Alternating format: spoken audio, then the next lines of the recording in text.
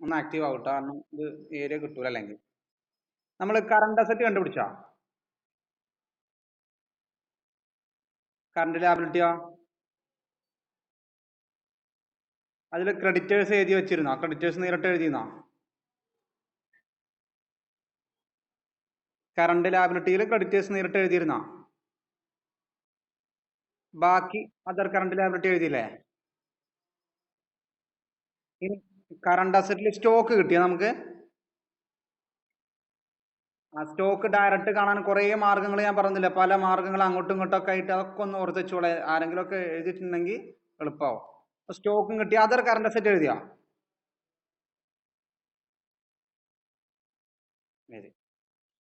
ഇത്രയും ഭാഗമല്ലേ ഫുൾ ആയിട്ടുള്ളൂ?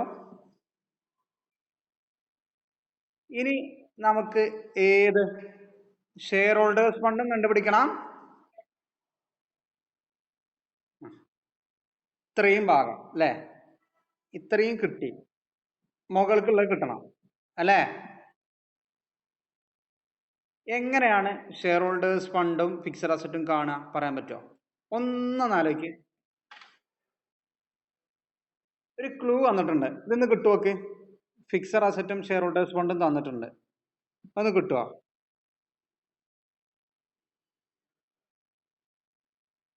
ആ എന്നിട്ട് കറക്റ്റേ എന്തേലൊക്കെ പറയാം, അപ്പൊ കിട്ടും വിചാരിക്കാം.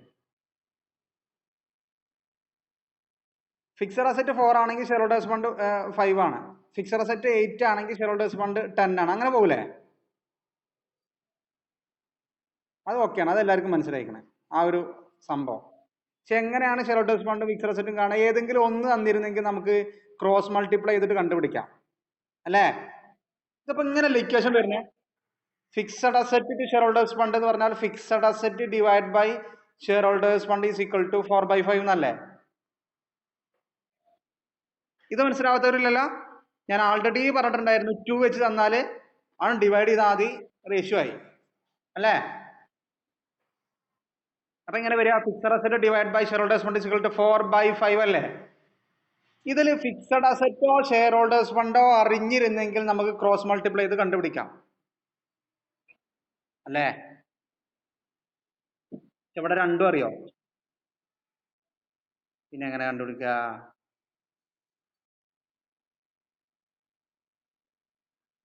പറ്റുമോ ആർക്കെങ്കിലും? എന്തായാലും ഹെഡ് കൊടുക്കുക, കമ്പ്യൂട്ടേഷൻ ഓഫ് വർക്കിംഗ് നോട്ടിൽ fixed asset and share holders fund.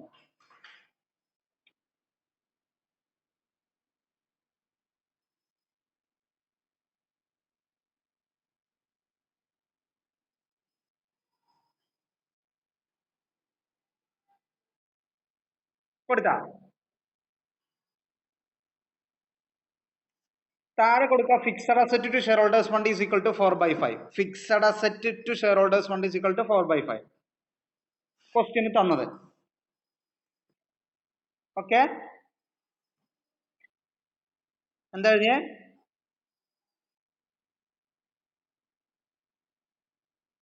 Is equal to ആ.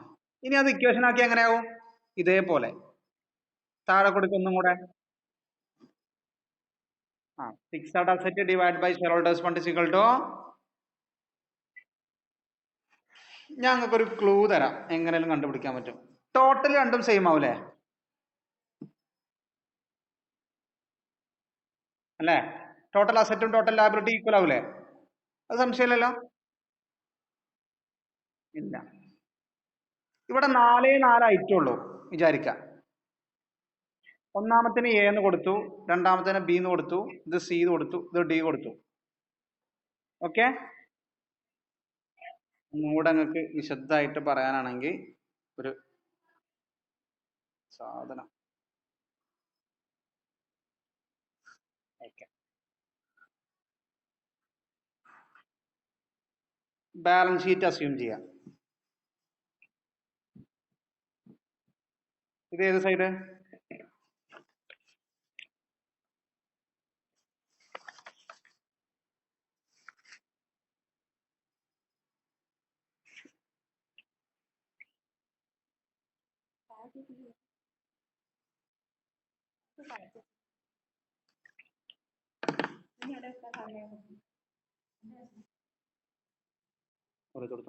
ഓക്കെ കുട്ടികളെ, ലാബിലിറ്റി സൈഡ് പിന്നെ അസറ്റ് അവിടെ ബി ആയിട്ടോ അറ്റൻഡ് ഒന്നുകൂടെ.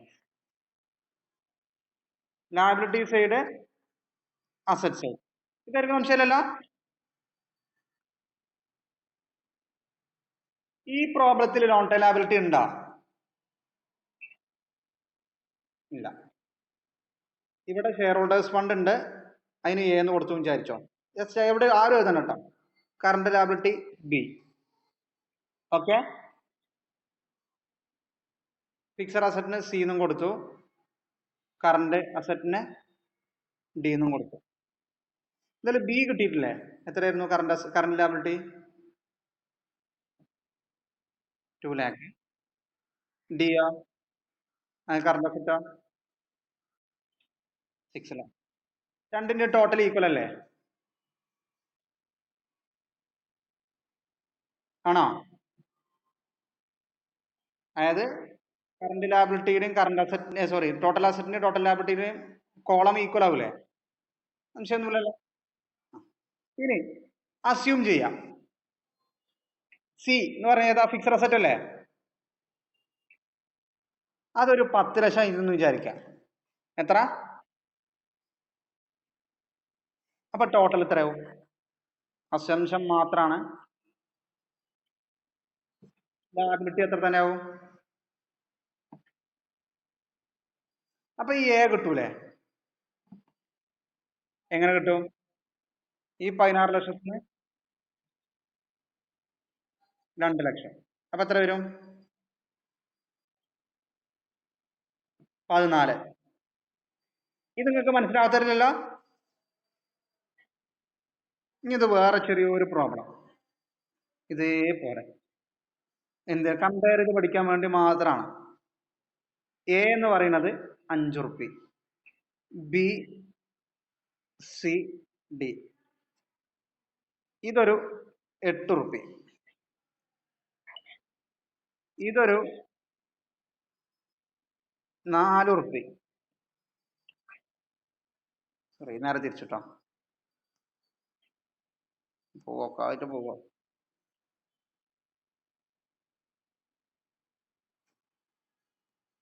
അയ്യോ,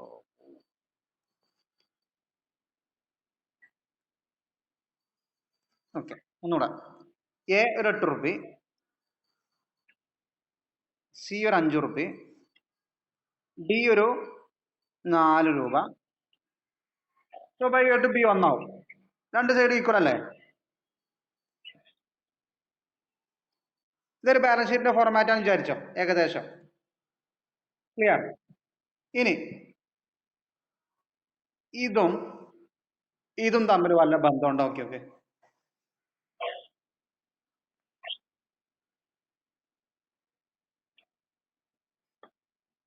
ആർക്കെങ്കിലും ഫീൽ ചെയ്യുന്നുണ്ടോ? രണ്ടെടുത്ത് നോക്കിയേക്കും. എന്താ ഫീൽ ചെയ്യണേ? എന്താണ് സെയിം? എന്താണ് ഡിഫറൻസ്? ഏതിന്റെ ഡിഫറൻസ്?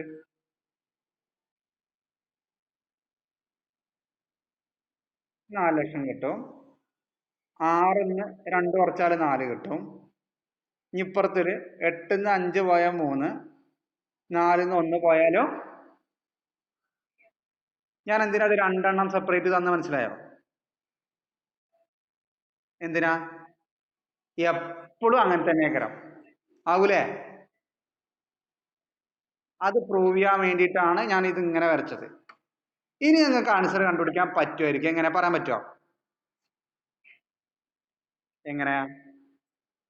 താഴത്തെ ഡിഫറൻസ് ആണ് മേലത്തെ ഡിഫറൻസ് അല്ലേ? അല്ല കുട്ടികളെ, ഇത് എപ്പോ മാത്രമേ ഫോളോ ചെയ്യാൻ പറ്റുള്ളൂ എന്ന് ചോദിച്ചാല് ലോങ് ടേം ലാബിലിറ്റി ഇല്ലാത്ത കേസില്ലേ, അതിൽ മാത്രമേ ഇത് ഫോളോ ചെയ്യാൻ പറ്റുള്ളൂ. മനസ്സിലായോ? കാരണം എന്താ? ഇത് എന്തുകൊണ്ട് ഇങ്ങനെ വന്നേ? രണ്ട് സൈഡും കൂട്ടിയ ടോട്ടൽ ഈക്വൽ അല്ലേ? അതുകൊണ്ട് മാത്രം വന്നതാണ് ഈ സംഗതി. ഈ ടോട്ടൽ ഈക്വൽ അല്ലായിരുന്നെങ്കിൽ ഒരിക്കലും ഇങ്ങനെ വരില്ല കേട്ടോ. ഇവിടുത്തെ ടോട്ടലും ഇവിടുത്തെ ടോട്ടൽ ഈക്വൽ ആവുകൊണ്ടാണ് ഇതിന്റെ ഡിഫറൻസ് തന്നെ ആയിരിക്കും ഇത്. അതേപോലെ ഇവിടെ ഒന്ന് രണ്ട് കൂടുതലായിട്ട് രണ്ട് സൈഡിലും ഇല്ല, അതുകൊണ്ട് മാത്രം വന്ന സംഗതിയാണ്. ക്ലിയർ ആണോ? അപ്പൊ എങ്ങനത്തെ കേസുകളില്, ലോങ് ടേം ലാബിലിറ്റി ഇല്ലാത്ത കേസുകളില് നമുക്കൊരു ഇക്വേഷൻ ഇടാം. എങ്ങനെയാ പറയാൻ പറ്റുമോ? കറണ്ട് അസറ്റ് മൈനസ്, വേണ്ട തിരിച്ചു കൊടുക്കാം. പൊതുവെ കറണ്ട് അസറ്റ് ആവോ കറണ്ട് ലാബിലിറ്റി ആവോ കൂടുതൽ? കറണ്ട് അസറ്റ് കൂടും. അപ്പൊ അസറ്റ് സൈഡിൽ കൂടുതൽ ഉണ്ടാവുക, സോറി അസറ്റ് സൈഡില് for example current asset current ലാബിലിറ്റിയേക്കാൾ കൂടും. ഷുവറാ? അപ്പൊ ഇതിൽ ഏതാകാരം കൂടുതൽ? ഷെയർ ഹോൾഡേഴ്സ് ഫണ്ടിലും ഫിക്സഡ് അസറ്റിലും ഏതാകാരം കൂടുതൽ നോർമലി?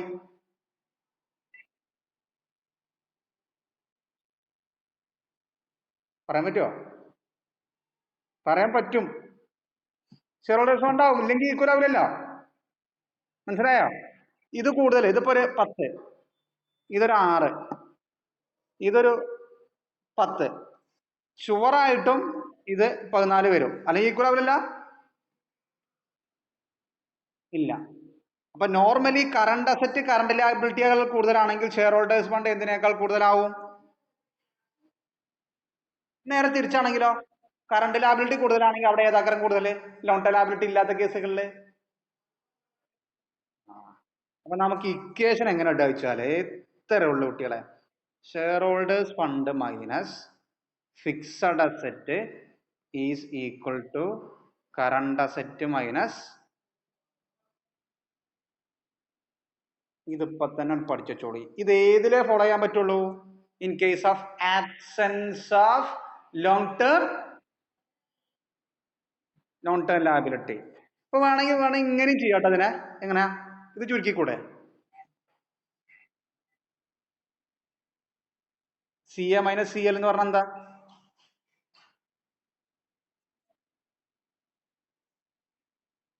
Current ratio. കറണ്ട് അസറ്റിന് കറണ്ട് ലാബിലിറ്റി കുറച്ചെന്താ? വർക്കിംഗ് ക്യാപിറ്റൽ അല്ലേ? എസ് എഫ് എന്ന് എഫ് എ കുറച്ചാൽ എന്തായി? അപ്പോ ചുരുക്കി പറഞ്ഞ അപ്പൊ വർക്കിംഗ് ക്യാപിറ്റൽ പുതിയൊരു ഇക്വേഷൻ കിട്ടിയ എന്ത് കേസില്, എപ്പോ മാത്രം? In the case of absence of long term liability working capital is equal to എന്താ? Current asset minus current liability as well as share holders fund minus. നിങ്ങൾക്ക് കിട്ടും. ഇനി ആൻസർ കണ്ടുപിടിക്കാം അല്ലേ? ഇനി ഒന്ന് വൃത്തിയായിട്ടൊന്ന് ശ്രദ്ധിച്ച.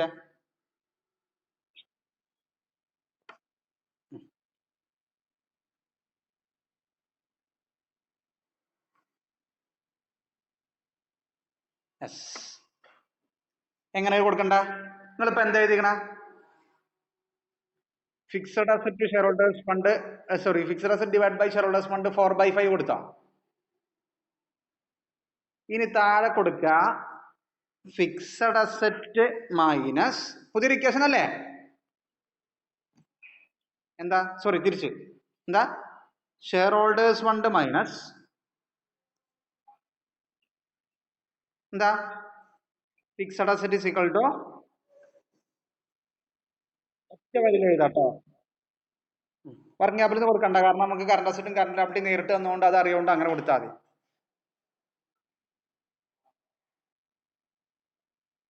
ക്ലിയർ ആണോ? ഇനി നമുക്ക് ഷെയർ ഹോൾഡേഴ്സ് ഫണ്ടിന്റെ റേഷ്യോ അറിയില്ലേ? ഷെയർ ഹോൾഡേഴ്സ് ഫണ്ടിന് ഫിക്സഡ് അസറ്റിന്റെ റേഷ്യോ അറിയില്ലേ? ഇവിടെ fixed asset divide by share holders fund is equal to 4/5 അല്ലേ? അതിന്റെ അർത്ഥം എന്താ? ഷെയർ ഹോൾഡേഴ്സ് ഫണ്ട് 5ഉം ഫിക്സഡ് അസറ്റ് 4. സംഭവം ഓടുന്നുണ്ടോ ഞാൻ പറഞ്ഞു വരുന്നത്? ആ, ഷെയർ ഹോൾഡേഴ്സ് ഫണ്ട് എത്ര? 5. ഫിക്സഡ് അസറ്റ് ഇത് എവിടുന്നാ കിട്ടിയേ? റേഷ്യോ ട്ടാ. ആ, ഞാൻ ആൻസർ അറിയാലോ. കറണ്ട് അസറ്റ് എത്രയാണ്? കറണ്ട് അസറ്റ് എത്രയാ? 6 lakh. കറണ്ട് ലാബിലിറ്റിയോ?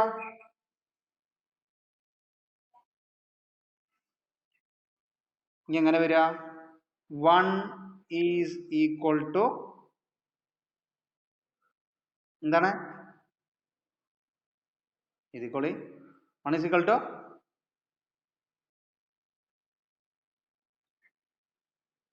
ഇതിനൊരു എന്തിനുള്ളിലാക്കുക? ബോക്സിലാക്കുക. ക്ലിയർ ആണോ? 1 ഈസ് ഈക്വൽ ടു 4 lakh.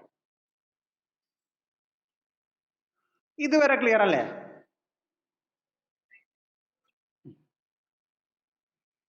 ഇനി എന്താ?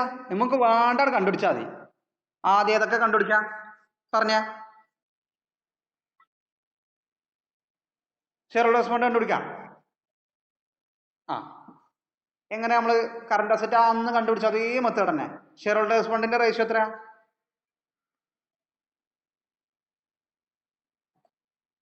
ഇതെങ്ങനെ കണ്ടുപിടിക്കാം? ഈസ് ഈക്വൽ ടു നിങ്ങൾ ഒരേ ലൈനിൽ എഴുതി പോയാൽ മതി കേട്ടോ. ബേസ് എത്ര തന്നെ നമുക്ക് ആൻസർ? 49 ഇൻറ്റു കണ്ടുപിടിക്കേണ്ട റേഷ്യോ എത്ര?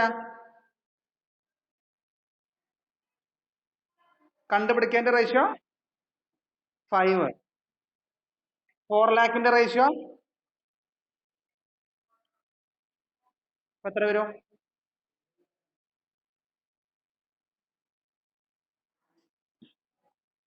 20 ലക്ഷം വരുന്നുണ്ടോ?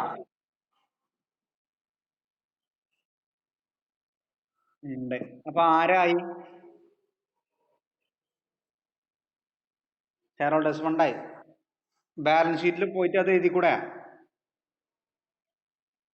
ബാലൻസ് ഷീറ്റിൽ പോയിട്ട് ഹെഡിൽ കൊടുക്കുക. എവിടെ? ഷെയർ ഹോൾഡേഴ്സ് ഫണ്ട് എന്ന് കൊടുക്കുക. കൊടുത്താ?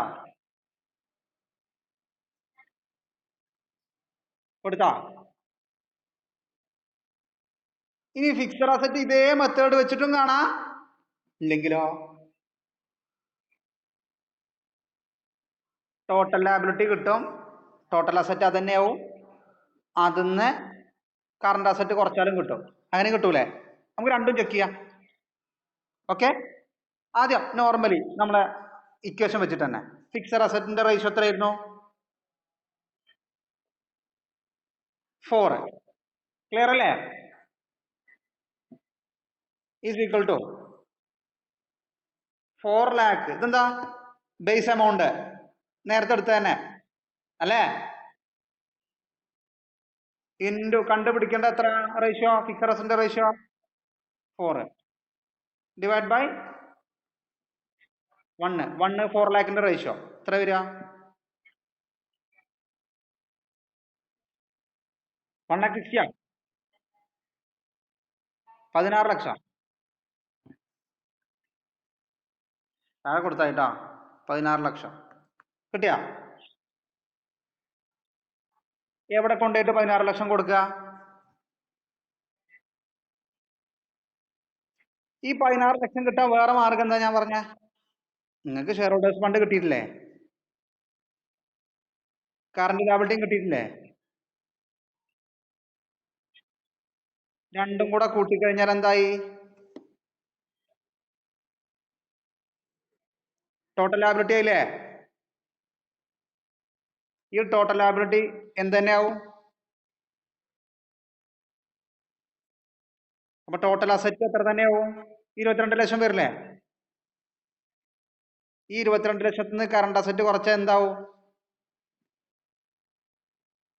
Fixed asset. 2 വർഷങ്ങളിൽ ഇതേപോലെയുള്ള ക്വസ്റ്റ്യൻ റിപ്പീറ്റ് ചെയ്ത് BBA-ക്കാർക്ക് വന്നിട്ടുണ്ട്. ഇപ്പൊ നിലവിൽ BBA-ക്ക് ഈ സബ്ജക്റ്റ് ഇല്ല. പക്ഷെ 2 വർഷങ്ങളിൽ ഇതേ ക്വസ്റ്റ്യൻ, 2 അല്ല 3 വർഷം, 3 വർഷങ്ങളിൽ റിപ്പീറ്റ് ചെയ്ത് എമൗണ്ട് മാത്രം മാറ്റിയിട്ട് ഇതേപോലെ പ്രോബ്ലം.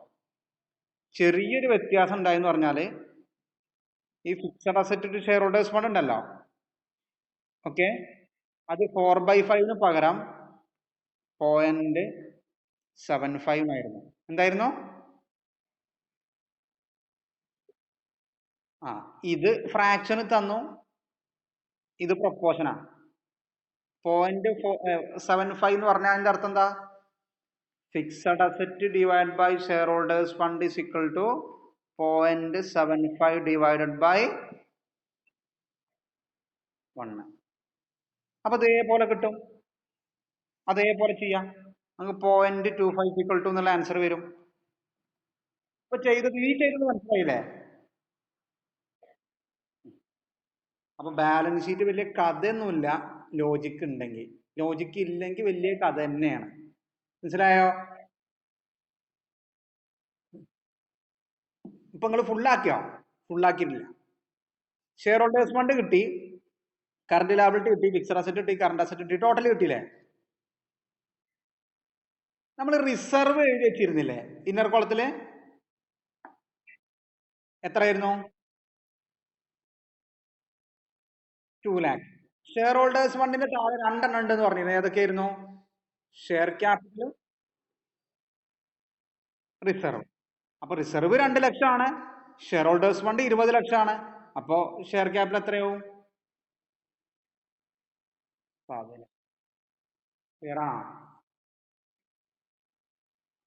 വർക്കിംഗ് നോട്ടിൽ കൊണ്ടുപോയിട്ട് എഴുതിക്കോ, share capital is equal to share holders fund minus reserves. ചില ആളുകൾക്ക് നന്നായിട്ട് ഓടിയിട്ടുണ്ടാവും, ചില ആൾക്ക് കുറച്ചൊക്കെ മനസ്സിലായിട്ടുണ്ടാവും, ചില ആളുകൾ ക്ലാസ് കേൾക്കാത്തവർക്ക് ഒന്നും മനസ്സിലായിട്ടുണ്ടാവില്ല. അപ്പൊ എന്താ ചെയ്യേണ്ടത് വെച്ചാല് ഒരു വട്ടം കൂടെ ഒക്കെ ഒന്ന് വീഡിയോ എടുത്ത് കാണും. എന്നും നിങ്ങൾക്ക് ഇങ്ങനെ ഇട്ടറിലുണ്ടല്ലോ, ഒന്ന് യൂട്യൂബ് എടുത്തിട്ട് സ്ട്രീം ചെയ്യേണ്ട ആവശ്യമേ ഉള്ളൂ. ഫ്രീ ആവുമ്പോൾ എപ്പോഴെങ്കിലും എടുത്തിട്ട് ചെയ്യാവുന്നതേ ഉള്ളൂ. അപ്പൊ അതൊന്ന് കൃത്യമായിട്ട് കേൾക്കുക, അപ്പൊ നിങ്ങൾക്ക് മനസ്സിലാവും ഞാൻ പറഞ്ഞ സംഗതി. നോട്ട് എടുത്ത് നോക്കുക, വെറുതെ എടുത്തിട്ട് എവിടെയെങ്കിലും ഇരുന്നിട്ട് നോക്കിയിട്ടൊന്നും കാര്യം മനസ്സിലാവില്ല. നോട്ട് എടുക്കുക, സാധാ പ്രോബ്ലം ചെയ്യുന്ന പോലെ ചെയ്തു പോരെ. ക്ലിയർ ആയില്ലേ? യെസ്. അടുത്ത വലിയ പ്രശ്നം ഇതേമാതിരിയേ അല്ല. എന്താ ചെയ്യാന്നുള്ള കുറെ കൺഫ്യൂഷൻ ഒക്കെ ഉണ്ടാവും. ഒരു പേടിയും വേണ്ട, നമ്മളിതിന്റെ അപ്പുറത്ത് ചെയ്യും. യെസ്, ഹെഡ് കൊടുക്കി. പ്രിപ്പയർ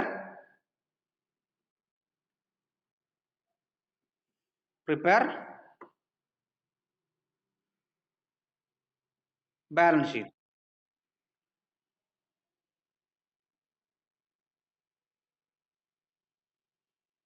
താഴെ sales 20 lakh,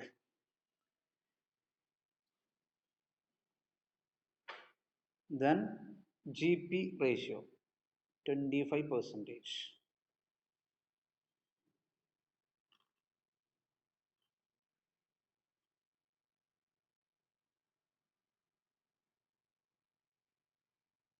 current ratio 1.5:1. Acid test ratio, acid test റേഷ്യോനെ നമ്മൾ എന്താ പേര് വിളിക്കാറ്? ക്വിക്ക് റേഷ്യോ അല്ലേ? ലിക്വിഡ് റേഷ്യോ ഒക്കെ ഒന്നല്ലേ? അല്ലേ?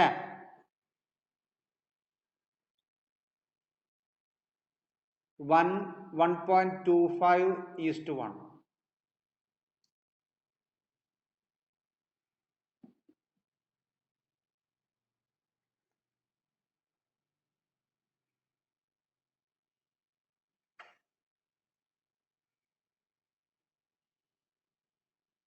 താഴെ STR എന്താ? Stock ratio. എത്ര? 15 times. ഒരു ബേജാറും വേണ്ട, നമ്മൾ സിമ്പിൾ ആയിട്ട് കണ്ടുപിടിക്കട്ടോ. താഴെ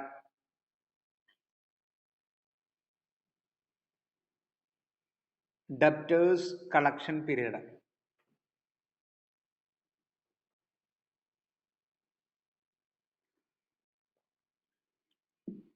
1.5 months.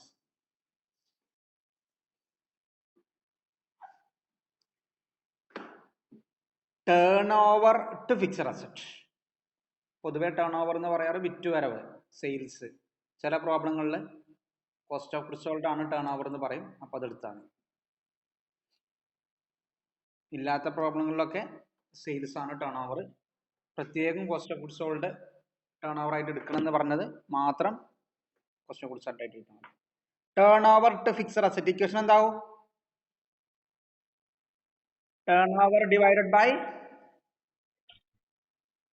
ക്ലിയർ അല്ലേ? 1.5 means 1.5:1.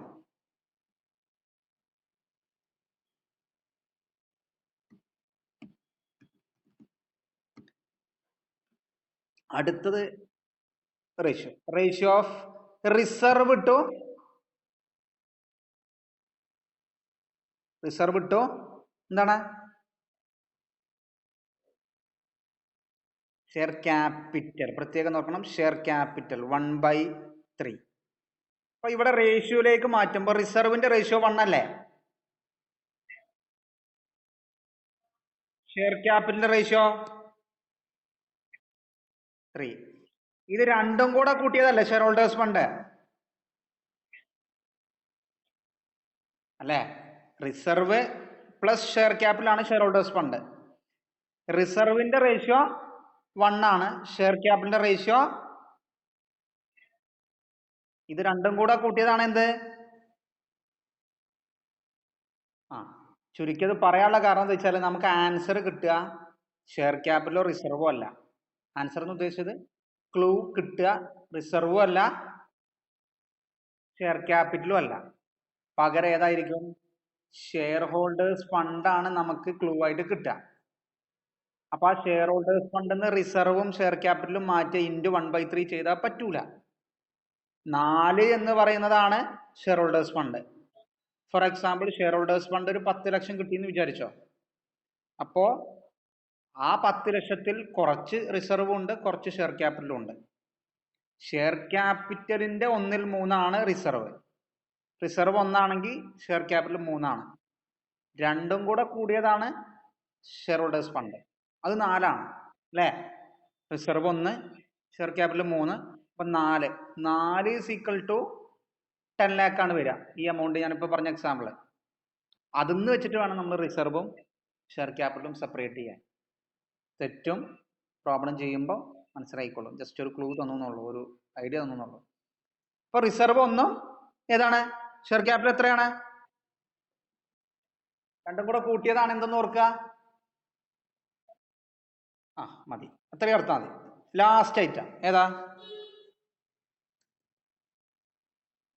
Fixed asset to net worth. Fixed asset equation എന്താവും?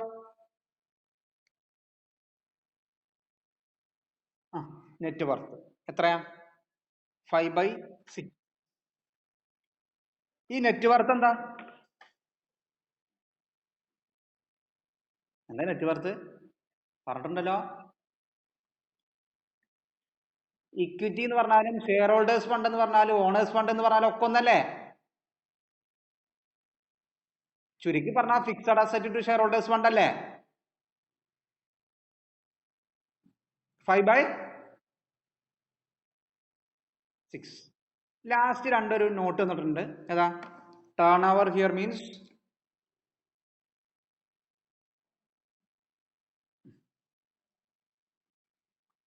അപ്പൊ ടേൺ ഓവർ എടുക്കേണ്ടത് ഏതാ?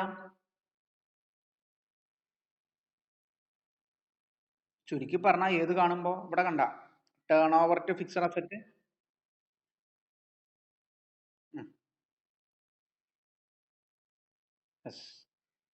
അപ്പോ എടുക്കുമ്പോ ഇത് കണ്ടാ മതി. Turnover cost of goods sold ആയിട്ട് എടുക്കണം. ഇവിടെ ഒരു സുഖമുണ്ട്, ഫിക്സഡ് അസറ്റ് നേരിട്ട് കാണാം. അപ്പൊ പിന്നെ നെറ്റ് വർത്തും ഇക്വേഷൻ ക്രോസ് മൾട്ടിപ്ലൈ ചെയ്തിട്ട് കണ്ടുപിടിക്കാം. ലാസ്റ്റ് എന്താ?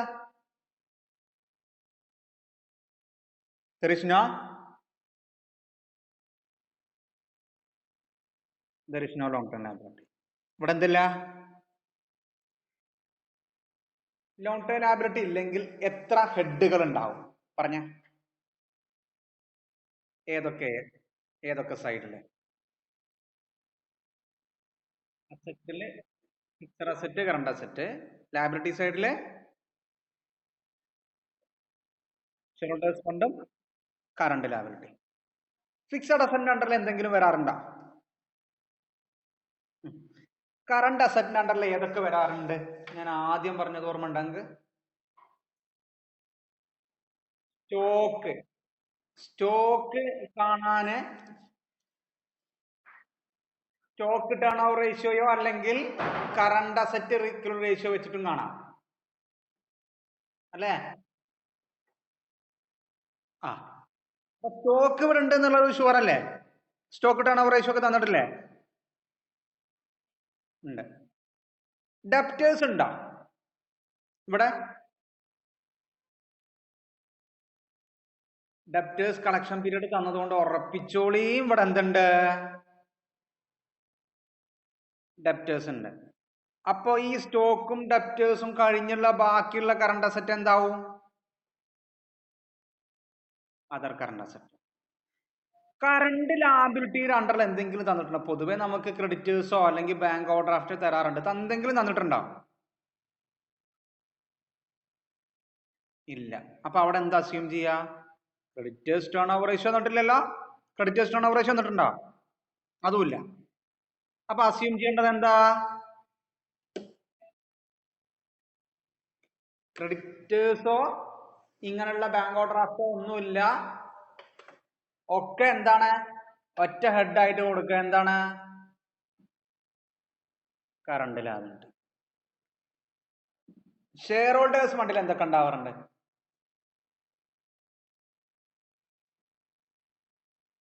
Share capital reserve. റിസർവിലുള്ള ക്ലൂ അവിടെ അല്ലേ? അപ്പൊ റിസർവ് ഇല്ല. അങ്ങനെ ക്ലൂ ഇല്ലെങ്കിൽ നമ്മൾ എന്ത് ചെയ്യും? അവിടെ അതില്ല എന്ന് അസ്യൂം ചെയ്യും. കംപ്ലീറ്റ് ഷെയർ ഹോൾഡേഴ്സ് ഫണ്ട് എന്ന പേരിൽ കൊടുക്കും. ക്ലിയർ ആണോ? യെസ്. ഇനിയുള്ള പ്രശ്നം എന്താ? എങ്ങനെ തുടങ്ങും? Starting trouble. പ്രൊജക്ട് തുടങ്ങിയാൽ അതേപോലെ സ്റ്റാർട്ടിങ് ട്രബിൾ. ഏത് വെച്ചിട്ട് സ്റ്റാർട്ട് ചെയ്യും? കഴിഞ്ഞ പ്രോബ്ലത്തില് വർക്കിംഗ് ക്യാപിറ്റൽ തന്നിരുന്നു. അപ്പൊ നമ്മൾ എന്ത് ചെയ്തിരുന്നു? കറണ്ട് അസറ്റും കറണ്ട് ലാബിലിറ്റിയും ഈ പറഞ്ഞ വർക്കിംഗ് ക്യാപിറ്റലും കറണ്ട് റേഷ്യോ ഒക്കെ വെച്ചിട്ട് കണ്ടുപിടിച്ചിരുന്നു അല്ലേ? ഇതിൽ വർക്കിംഗ് ക്യാപിറ്റൽ ഉണ്ടാവും. പക്ഷെ ഒരു ക്ലൂ നമുക്ക് ഇതിലുണ്ട്. ഒരു എമൗണ്ട് ഉണ്ട്. ഒരു എമൗണ്ടേ തന്നിട്ടുള്ളൂ. ഏതാ എമൗണ്ട്? സെയിൽസ്. അതാണ് നമ്മുടെ തുറുപ്പ് ചീട്ട്. സെയിൽസ് ആണ് തുറുപ്പ് ചീട്ട്. അത് വെച്ചിട്ടാണ് ബാക്കി ഒക്കെ കാണുന്നത്. അപ്പൊ എങ്ങനെ ഇപ്പൊ സെയിൽസ് വെച്ചിട്ട് ഇത് കാണുക എന്നുള്ളതാണ്. ആർക്കെങ്കിലും മനസ്സിലായിട്ടുണ്ടോ? എന്ത്? സെയിൽസ് വെച്ചിട്ട് നമുക്ക് ഈ വേണ്ട ഏതെങ്കിലും ഒന്ന് കണ്ടുപിടിക്കാൻ പറ്റുമോ നോക്കി? ഷെയർ ഹോൾഡേഴ്സ് ഫണ്ടോ, share capital, reserve, current liability, fixed asset, current അസറ്റിൽ സ്റ്റോക്ക്, ഡെപ്റ്റേഴ്സ്, ഏതെങ്കിലും കാണാൻ പറ്റുമോ? 1 2 3 4 5 6 7 8 എണ്ണത്തില് ഏതെങ്കിലും ഒന്ന്.